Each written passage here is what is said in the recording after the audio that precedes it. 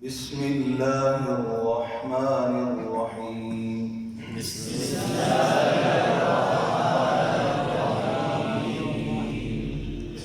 قرآن قاعدے کی تختی نمبر 4 کیونکہ وہ ترتیب مخارج کے مطابق ہے.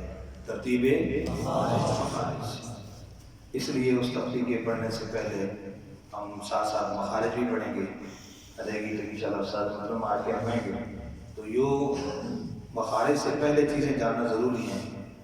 وہ یہاں پر آپ کے سامنے لکھی ہوئی ہیں. میں شعر پڑھ رہا ہوں، آپ بعد میں اس کو نوٹ کر لیجیے گا. آپ ساتھ ساتھ پڑھنا چاہیں تو پڑھ بھی سکتے ہیں، ایک مرتبہ سماعت فرما لیں تاکہ سمجھ آ جائے. ہے تعداد دانتوں کی کل 30 ثنایا ہیں 4 اور ربائی ہیں 2 ہیں انجاب 4 اور باقی رہے 20 کہ کہتے ہیں قرا ازراس انہی کو.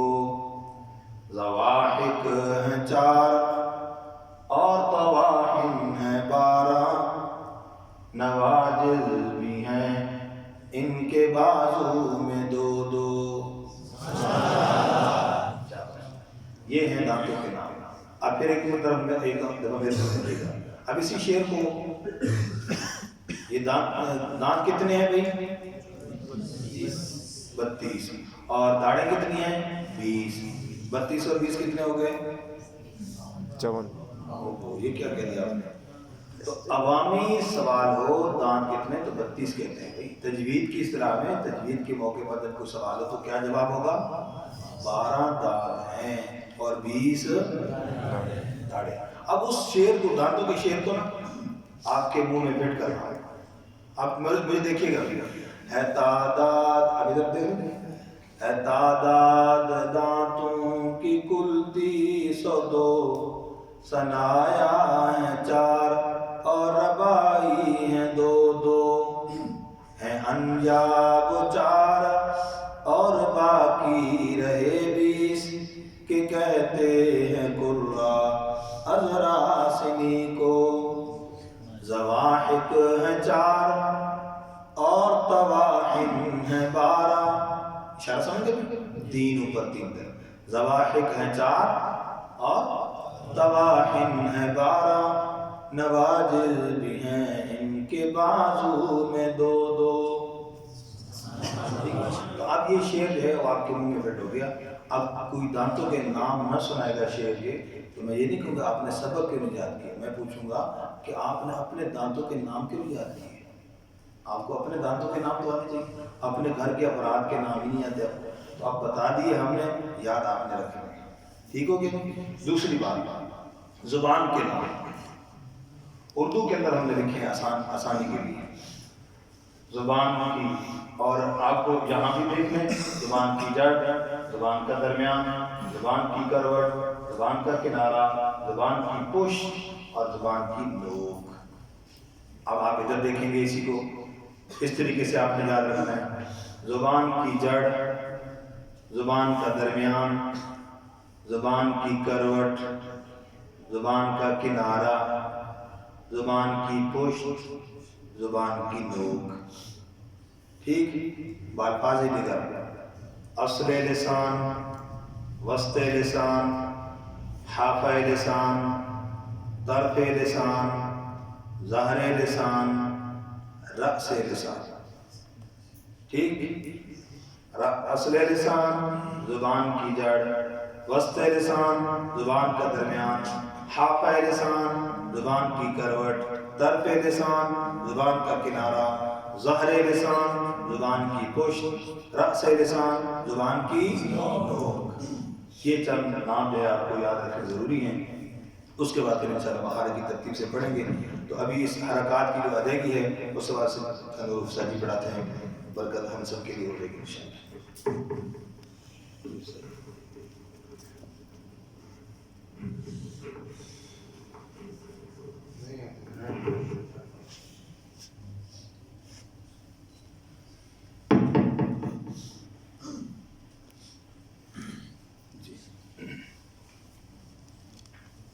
تین نمبر 4 جی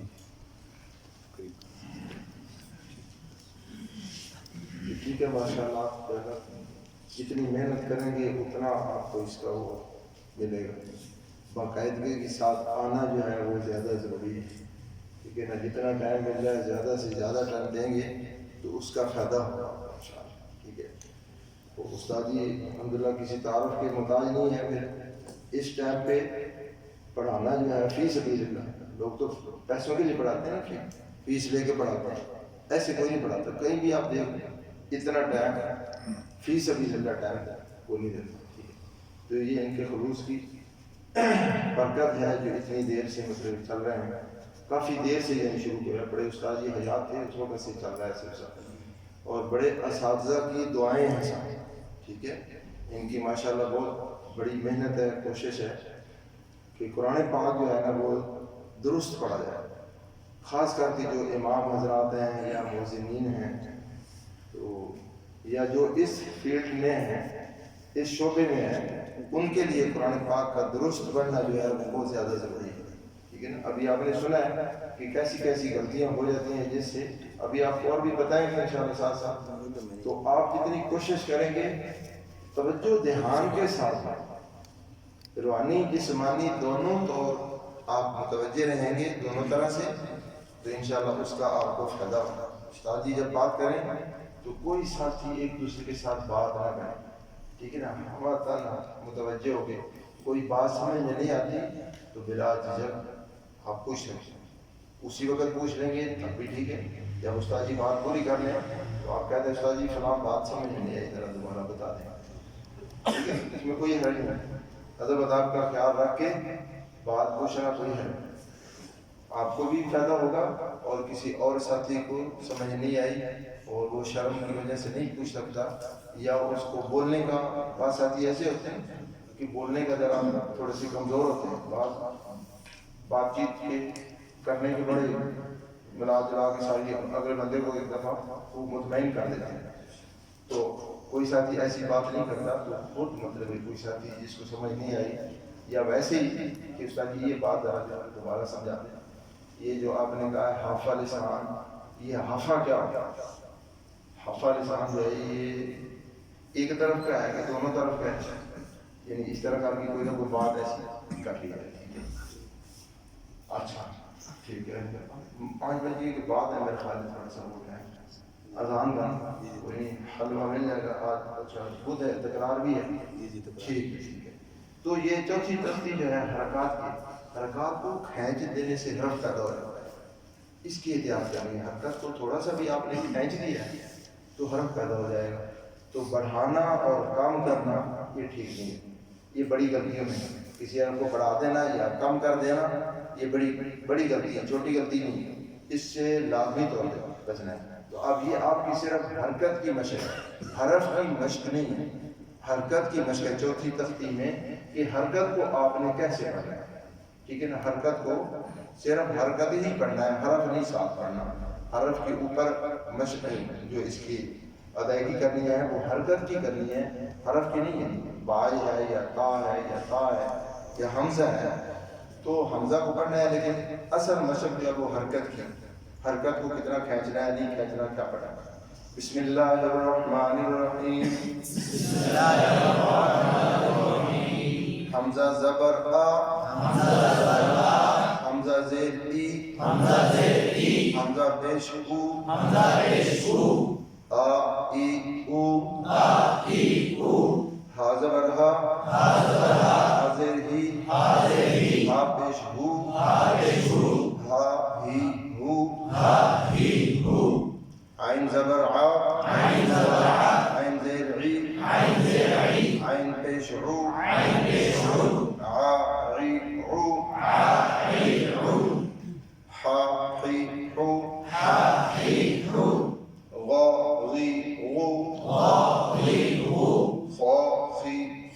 خا خی خو, قا قی قو, کا کی کو, جا جی جو, شا شی شو, یا ی یو, وا غی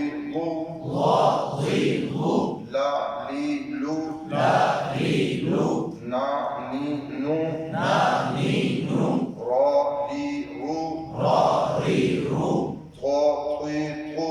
Da, di, du.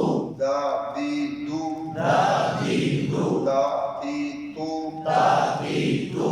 So, sri, sru. Sa, si,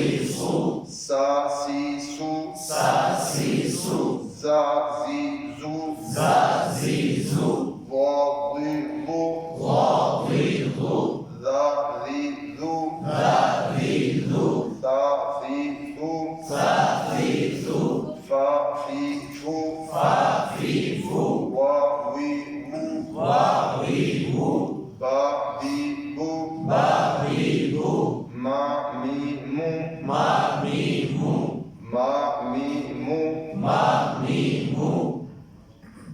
बस इन हरकत को खींचना है, ठीक है। बाकी इंशाल्लाह उस्ताद जी के साथ आपका